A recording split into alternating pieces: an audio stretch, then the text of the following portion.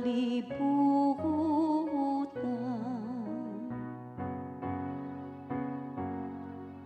Ang ilang mensahe migula lata sa tibuok kalibutan.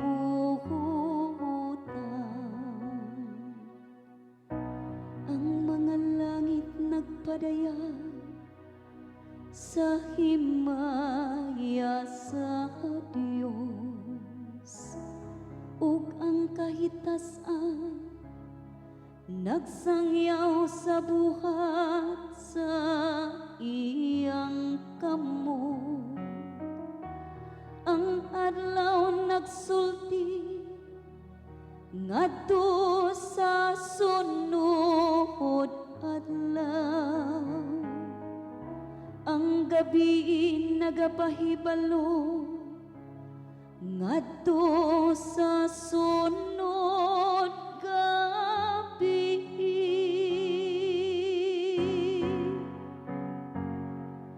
Ang ilang mensahe migula lata sa tibuok kalibutan.